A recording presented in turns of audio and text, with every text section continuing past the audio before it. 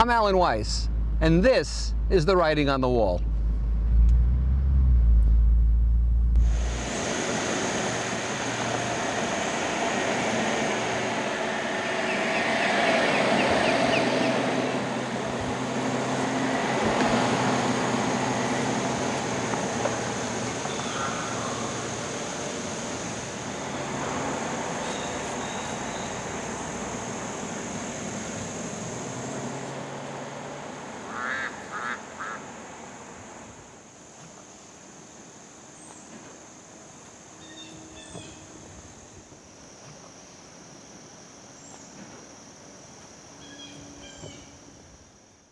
Ladies and gentlemen, welcome back to Writing on the Wall. This episode is a public service edition, and it's about how to get published about leadership on LinkedIn. So it's very important because everybody and their dog is publishing about leadership on LinkedIn.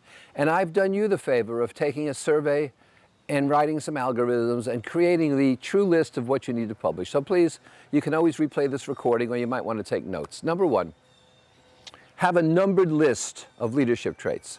Not just bullet points, but a numbered list with no justification for them whatsoever. They're just your opinion, that's fine, but don't even try to justify them. Number two, keep them simplistic. Not simple, but simplistic. And in other words, example, don't drop hot coffee on somebody else's lap when you're giving them a performance evaluation, all right? Might not have thought of that. Number three, stupid is fine. For example, espouse servant leadership and other stupid ideas like that. Next, create cutesy cartoon figures to accommodate and to accompany your points, and people will look much more happily on this and enjoy the cartoons.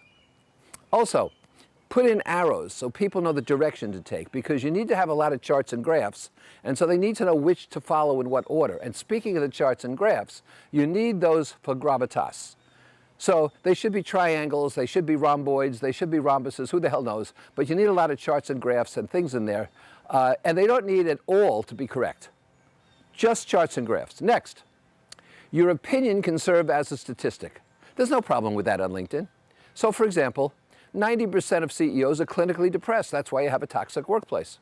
There you go. I just made that up, but who would know?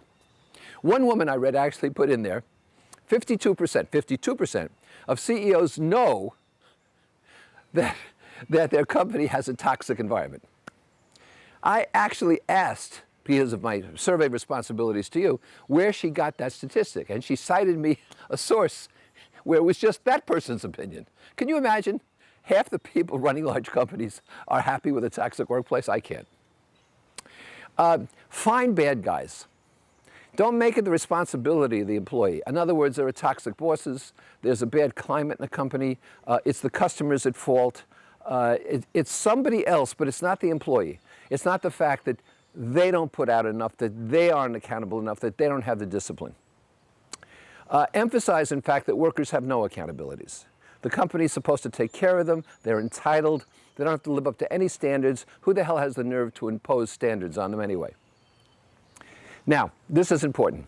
Make snide, subtle, wink-wink comments directed at Trump. That will get you popularity, that will get you followers. And I will say to you, by means of brief digression, that when I saw George Clooney from second row, $900 seats on Broadway in Good Night and Good Luck, where he portrayed Edward R. Murrow, he did that on stage, and it detracted from a performance that was mediocre to begin with. Who am I, though? My opinion. Point out the superiority. Well, let me stop here. This is a trigger alert. If you don't like things about Iceland and Denmark to be said negatively, you ought to stop here, because you need to point out the superiority of Iceland and Denmark in your leadership traits, comparing them to the US. Now, I have a lot of clients in Denmark. The Danes are nice people. The food's passable. But you know, come on, there's hardly anybody there. How do you compare that to the United States?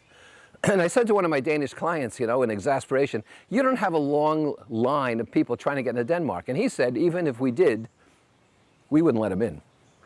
Now, Iceland is something else. Iceland is just boring. Ryanair, no, not Ryanair, Icelandair, both bad. They will fly you to Reykjavik even if you don't want to go. I mean, you could be going to London or Paris, doesn't matter, you have to stop in Iceland. A couple of days, they'll leave you there. And Iceland is boring. You know, I know, if you like to hike in mountains or catch these poor fish, okay, but otherwise it's boring. The big deal was a hydroponic tomato plant, as I recall. There's not culture. And the service is awful. I had a meeting there, and at lunch at a restaurant, one of the tables asked for more salt, and the waiter said, "Is there anything else that you need after I make still another trip to bring you something?" This is service in Iceland. We spent a frigid early morning trip looking for the northern lights, habeas corpus aurealis, whatever they are. Didn't see a thing except we froze to death. And so talk about Iceland and Denmark because it's popular to do that. And finally, the final trait to write about leadership on LinkedIn is that you personally have never successfully led anybody anywhere about anything.